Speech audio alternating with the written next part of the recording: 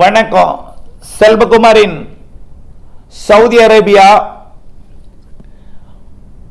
Kuwait, Iran, Iraq, Jordan மற்றும் Qatar, UAE, Afghanistan, Pakistan, இமயமலை எல்லையில் இருக்கக்கூடிய நாடுகள் மற்றும் அதன் இமயமலை ஒட்டியுள்ள இந்திய நாட்டின் மாநிலங்கள் ஆய்வறிக்கை.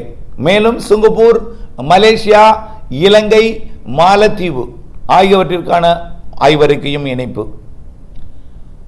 சார் எதுக்கு சார் இந்தியாவே நீங்க சொல்லல? என்ன சரியா? ஏரி குளம் நிரம்புன்னு சொன்னீங்க, இன்னும் நிரம்பல. மழை வரும்னு சொன்னீங்க, குளிர் வாட்டுது. அதுக்குள்ளரையும் சிங்கப்பூருக்கு போயிட்டாரு. இதையும் இந்திய வானிலை ஆய்வறிக்கையோட இணைப்பதற்குத்தான், உங்களுக்கு நம்பிக்கை ஊட்டத்தான், உங்க மனச்சோர்வை போக்கத்தான், உங்கள் உடல்நிலை பாதிக்கப்படுவதை தடுக்கத்தான் இந்த அறிக்கை. புரியுதுங்களா? ரைட். தற்பொழுது 2 துருவங்களிலையும் 23 தெற்கு, 23 வடக்கு, 2 துருவத்திலையும் வலிமையான நிகழ்வுகள். அது 23 டிகிரிக்கு வடக்கே இருக்கக்கூடிய நிலநடுக்கோட்டு பகுதி வரைக்கும் ஆக்கிரமித்திருக்கு. அதே போல வடக்கே ரஷ்யா வரைக்கும் ஆக்கிரமித்திருக்கு, தெற்கே நிலநடுக்கோடு வரைக்கும் ஆக்கிரமித்திருக்கு.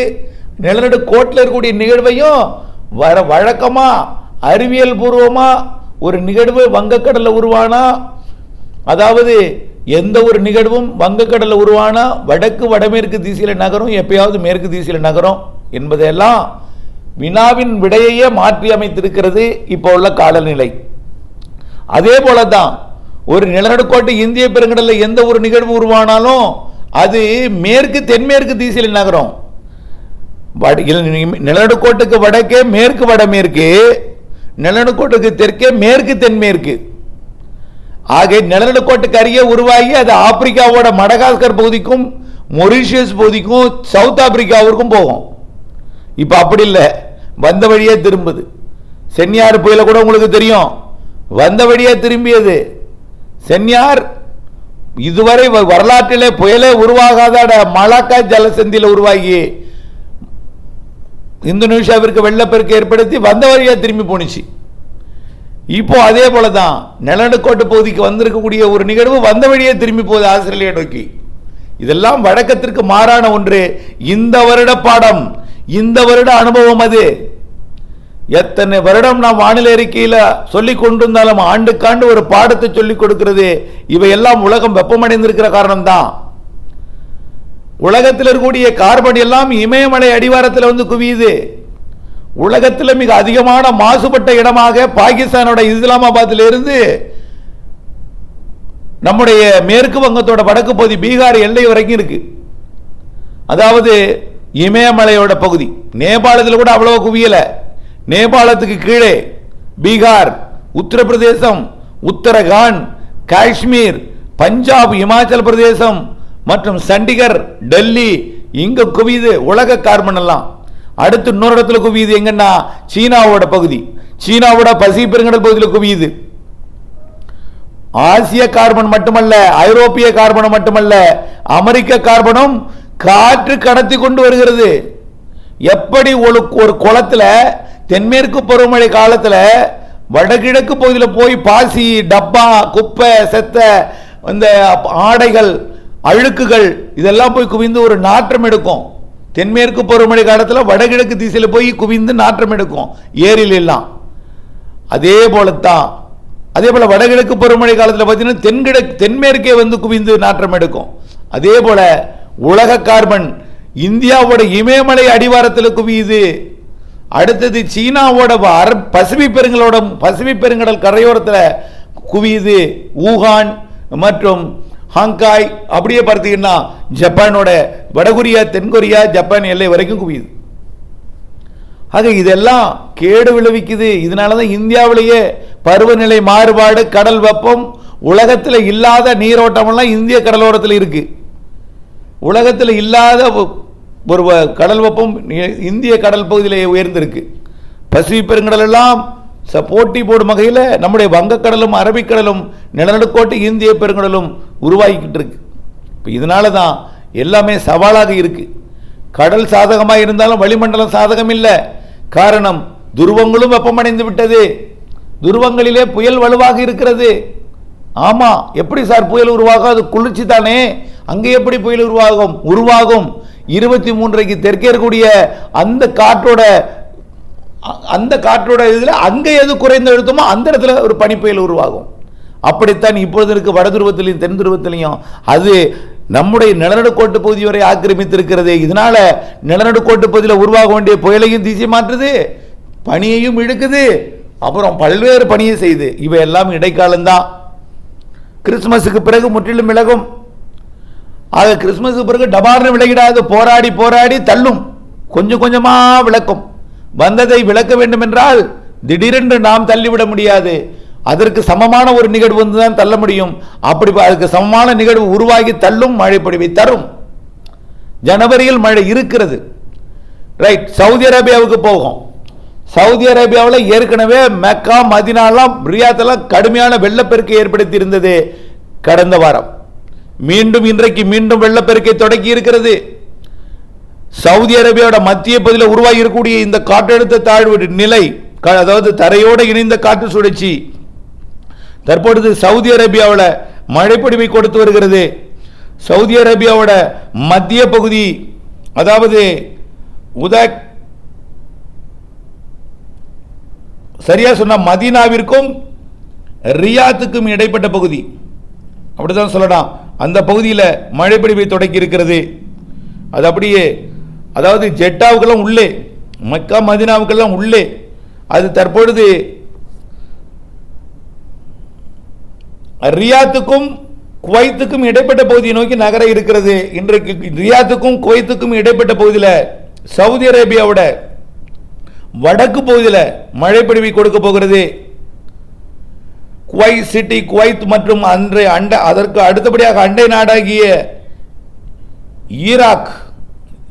ஈராக்கோட தலைநகர் பாக்தாத் எல்லாம் கொட்டி தீர்க்க போகிறது கனமழை. பாக்தாத், குவைத் சிட்டி, குவைத் மற்றும் சவுதி அரேபியாவோட குவைத் எல்லை ஓரம், ஈராக் எல்லை ஓரம்லாம் இன்றைக்கு மழைப்பொழிவை அதிகப்படுத்த போகிறது. தொடர்ச்சியாக இது அப்படியே ஈரானுக்கும் ஈரான் எல்லையோர அந்த ஓமன் வளைகுடாவிற்கும், ஓமன் வளைகுடாவில் இருக்கக்கூடிய மனாமா தலைநகர், அதாவது கத்தார், தோகா இந்த பகுதிகளுக்கும் யுஏஇக்கும் கொஞ்சம் மழைப்பொழிவை கொடுக்கும். அபுதாபியை விட அது ஈரான், ஈராக், குவைத் மற்றும் சவுதி அரேபியாவோட வடக்கு பகுதிக்கு கொடுத்து கொண்டே அப்படியே அது ஆப்கானிஸ்தான், பாகிஸ்தானுக்கு கொடுக்க போகிறது. இது மேற்கத்திய இடையூறோட இணைந்து அப்படியே இமயமலை பகுதிக்கு வரப்போகிறது. இமயமலை பகுதிக்கு வந்து வடதுருவ குளிரலையை வரத்தை தடுக்கும். அருணாச்சல பிரதேசம் போன பிறகு முற்றிலுமாக தடுக்கும். அப்ப இடைக்காலம் குளிரலை தடுக்கப்படும். அடுத்தடுத்த மேற்கத்திய இடையூறு இமயமலைக்கு வரும். இமயமலை பகுதியில் அங்கே மழைப்பொழிவை கொடுக்கும். இமயமலை பகுதியில் பனிச்சரிவை ஏற்படுத்தும். பாருங்க, எல்லாம் நடக்க போகுது இந்த மாத இறுதியில். திரும்ப திரும்ப சொல்லிட்டே இருங்க, உங்களுக்கு திரும்ப திரும்ப சொல்றது போர் அடிக்கும். ஆனால் அது முன்னெச்சரிக்கைங்கிறது உங்களுக்கு தெரியல. ஆக இதை வந்து நான் முன்னெச்சரிக்கை சொல்லும் பொழுது உங்களை ஏதோ அச்சமூட்டு வகையில் அது இருக்கதாக தெரியலாம். இலங்கைக்கும் இப்படி தான் சொன்னேன், அது அப்போ அச்சமூட்டு வகையில் இருக்குன்னு அவங்க சொல்லலை. என்ன, நீங்கள் சொன்னதை விட கூடுதலாக பாதிப்பு, நான் அளவில் குறைச்சி சொன்னேன். ஆனால் வார்த்தைகளில் நீங்கள் புரிஞ்சிருந்தா தெரியும். ஆக எல்லாமே எதுவுமே அச்சம் ஊட்டுற நேரத்தில் அச்சம் ஊட்டுவேன், அச்சம் வேண்டாம்ங்கிற பொழுது அச்சத்தை தடுக்கும் வகையிலையும் செயல்படுவோம். நாகப்பட்டினம் அருகே நிகழ்வு இருந்தபோது உள்ளே வராது, பயப்பட வேண்டாம் என்று சொல்லி கொண்டிருந்தேன். யூடர்ன் போட்டு திரும்பி வந்து மழைப்பொழிவை கொடுக்கணும்னு சொன்னோம். இதெல்லாம் நினைக்க மாட்டீங்க. அடுத்தபடியாக இது இமயமலைக்கு வந்து மழைப்பொழிவை கொடுக்கும். இதனால் குளிர் தடைப்படும். தென்னரை கோலத்தில் இருக்கக்கூடிய நிகழ்வு விலகும். அதனால தென்னரை கோலம் ஃப்ரீ ஆகும். அப்போ நீராவி காற்று கிடைக்கப்பெறும். இந்த மாத இறுதியில் தமிழ்நாடு இலங்கைக்கு மழைப்பொழிவை தரும். அது மட்டுமல்லாமல் வங்கக்கடலோர மாநிலங்களுக்கும் மழைப்பொழிவை தரும். வடகிழக்கு மாநிலங்களோடு அந்த நிகழ்வோடு இணைந்து மழைப்பொழிவை கொடுக்கும். ஜனவரி மாதமும் ஜனவரி 26 வரைக்கும் நிகழ்வு மழை இருக்கிறது என்பதையும் தெரியப்படுத்த விரும்புகிறேன். அடுத்தபடியா சிங்கப்பூர், மலேசியா பொறுத்த வரைக்கும் நிகழ்வுகளோட வழித்தடம் சிங்கப்பூர், மலேசியாவாக தான் இருக்கும். இனிமே இப்போ கூட சிங்கப்பூரில் மழை, மலேசியாவுடன் தெற்கு பகுதியிலையும் மழை. ஆனால் வேகமாக வந்து வங்கக்கடலுக்கு வந்து விடாதபடி இந்த குளிர் அங்கேயும் இடையூறு கொடுக்கிறது. குளிர்காற்றுடன் மழைப்பொழிவு பொழிகிறது சிங்கப்பூர் மலேசியாவில். இருந்தாலும் அந்த குளிரும் தடைபடும். காரணம், ஜப்பான் மற்றும் அமெரிக்காவோட அலாஸ்கா இடைப்பட்ட பகுதியில் நிகழ்வு உருவாகி அந்த வடதுருவ குளிரலையை தென்பக்கம் கட்டுப்படுத்தி வைத்து அளவாக அனுப்பும். மழைக்கு ஏற்ற அளவில் சாதகம், அதாவது மழைக்கு தேவையான அளவில் குளிரை அனுப்பி மழைப்பொழிவை ஏற்படுத்தும் சிங்கப்பூர் மலேசியாவிற்கு. சிங்கப்பூர் மலேசியா ஜனவரியிலும் மழை இருக்கிறது. சிங்கப்பூர் மலேசியா பொங்கலுக்கும் மழை இருக்கு. சிங்கப்பூருக்கு கண்டிப்பாக பொங்கலுக்கும் மழை இருக்கும். பொறுத்திருந்து பாருங்கள். இலங்கைக்கும் அதே போலதான் நிகழ்வு உருவாக இந்த குளிரலை இடையூறு கொடுக்கிறது, தீவிரமடையை இடையூறு கொடுக்கிறது. எல்லாம் சாதகமாக செட்டிங் உருவாகி மழைப்பொழிவை கொடுக்கும் வகையில் நிகழ்வு அமையும். கண்டிப்பாக நிகழ்வுகள் இந்த மாத இறுதி, ஒரு நாள் 2 நாள் தாமதம் அடைஞ்சாலும் இந்த மாத இறுதி நாட்களிலே மழைப்பொழிவை கொடுக்கும் வகையில் நெருங்கும்.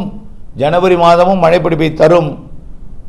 கோடை மழையும் வலுவாக இருக்கும். கோடை மழை முன்கூட்டியே வந்து கொடுக்கும். கடல் வெப்பம், கடல் நீரோட்டம் சாதகமாக இருக்கிற காரணத்தினால வளிமண்டலம் சாதகமான பிறகு முன்கூட்டியே கோடை மழை பொழிவை கொடுக்க வாய்ப்பு இருக்கிறது. அதுக்குள்ளேயே சொல்றீங்க, என்ன சார் இப்போ உள்ள மழையை பெய்யல, அதுக்குள்ளேயும் கோடை மழைக்கு போயிட்டீங்க. உங்களுடைய வேதனை உங்களுக்கு. சுயநலவாதிகள் என்று தான் நான் சொல்ல வேண்டும் உங்களை எல்லாம். தொடர்ந்து வானிலை ஆய்வறி கூட இணைந்திருங்கள். அப்டேட் சரிந்து விவசாயம் செய்ய அன்போடு கேட்டுக்கொள்கிறேன். நிலக்கடலை போடணும்னா அவர்களுக்கு 7 நாள் 10 நாள் வானிலை அறிக்கை கேட்கிறாங்க. வட மாநில அறிக்கை கேட்கிறாங்க. விலைவாசி உயரம் எப்படி, தக்காளி விளையுமா, அங்க புளி விளையுமா எல்லாம் கேட்கிறாங்க. அப்போ வட மாநில அறிக்கையும் சொல்லி ஆகணும். வெளிநாடுகளிலிருந்தும் கேட்கிறாங்க. எல்லாம் சொல்லும் பொழுது இந்தியாவுக்கே சொல்லலை, உலகத்துக்கு போயிட்டாரு. வாய்க்கு வந்ததே பேசி அடுத்தவர்களை வேதனைப்படுத்தாதீங்க. அதாவது என்ன சொல்றதுன்னு தெரியல. உங்களுக்கு பாடம் சொல்லி கொடுத்த ஆசிரியர் சரியில்லைன்னு சொல்றதா, இல்ல உங்களை வளர்த்த பெற்றோர் சரியில்லைன்னு சொல்றதா, இல்ல சமுதாயம் சரியில்லைன்னு சொல்றதா, எது சரியில்லைன்னு சொல்றதுன்னே தெரியல. தொடர்ந்து இணைந்தே இருங்கள். அப்டேட்ஸுடன் சொல்வது நடக்கும். பொறுத்திருங்கள். பொறுமையுடன் இணைந்திருங்கள். அப்டேட்ஸுடன். நன்றி.